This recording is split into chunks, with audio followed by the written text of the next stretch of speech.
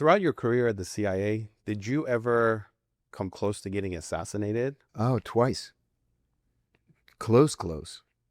The first time was in Athens in 2000. I was stationed in Athens as the counterterrorism um, center representative, and I was there specifically to work against a group called Revolutionary Organization 17 November. This was a group that was so deadly. They had murdered 28 people.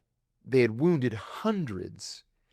And not only had they never been caught, we were never able to identify a single one of them. They would do these assassinations in broad daylight in front of 2,000 people, and nobody saw a thing because they were so petrified of being the next victim. So as a CIA officer, I drove a fully armored BMW 540. It was the first 540 in Greece, as a matter of fact. We couldn't even insure it because there were no other 540s. We had to insure it through a company in Germany.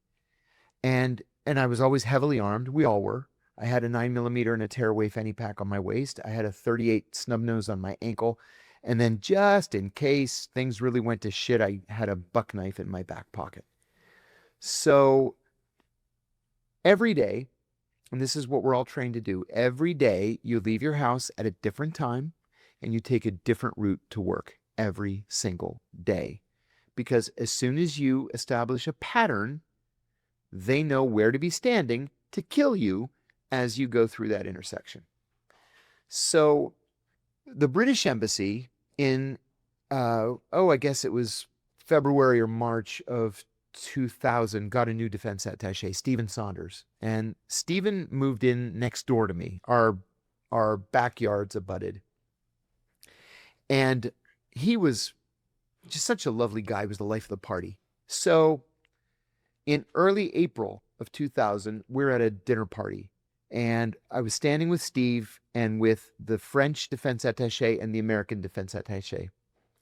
And he was making fun of me because I had just gotten my BMW.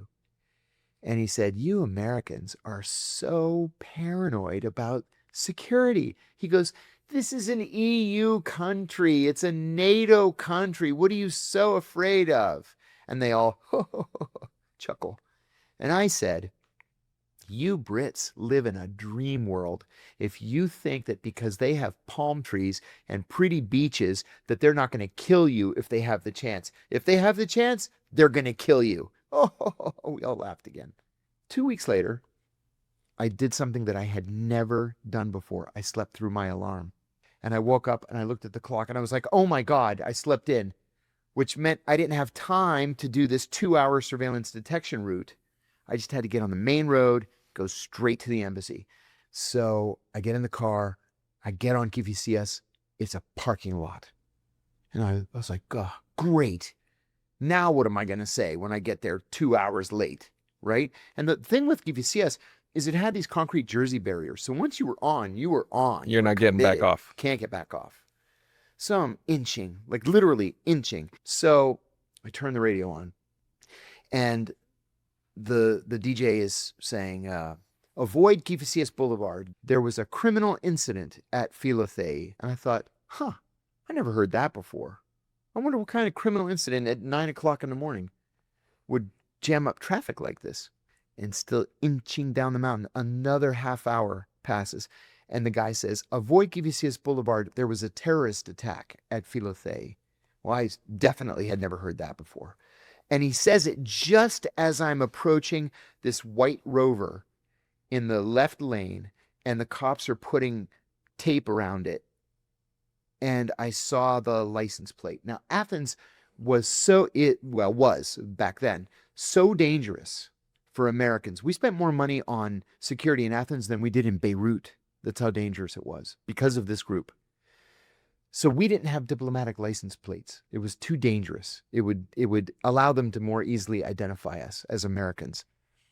But the Greeks, in their infinite wisdom, gave literally everybody in the American embassy license plates that began with YHB.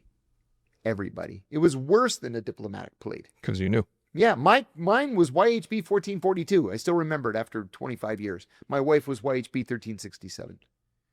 So I look at this license plate on this rover and it's YBH and 4 numbers. And I thought, oh no, they killed some poor Greek thinking that it was one of us. And then I remember, no, the British embassy is YBH. And Steve Saunders drives a white rover. So I called the station. And my boss says, where are you? I said, I'm stuck on Kifisias Boulevard, but I think Steven Saunders was just assassinated. He said, why? What do you see? And I told him, it's the white rover. I said, it's just soaked, the interior soaked in blood. And the driver's side window shot out. And he said, okay, get here as quickly as you can. So just as I get past the car, of course, traffic opens up. I run into the station. Everybody's waiting for me. So I told them what happened. My boss picks up the phone. He calls the British embassy.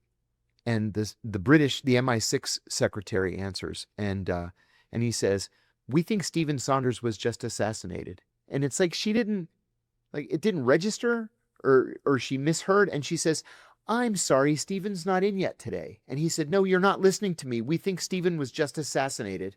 And she says, oh my God, we'll call you right back. And then she called us back 20 minutes later and she said he had just died at the Red Cross Hospital, which ironically is next door to the British Embassy. So several months passed. Now, what 17 November used to do is they would drop a manifesto. This was an incredibly violent Marxist-Leninist group. They would drop a manifesto at the site of the hit, or they would put a manifesto in a garbage can somewhere in the neighborhood and then call a leftist newspaper to tell them where the garbage can was that they could go retrieve it. But they didn't leave a manifesto with him.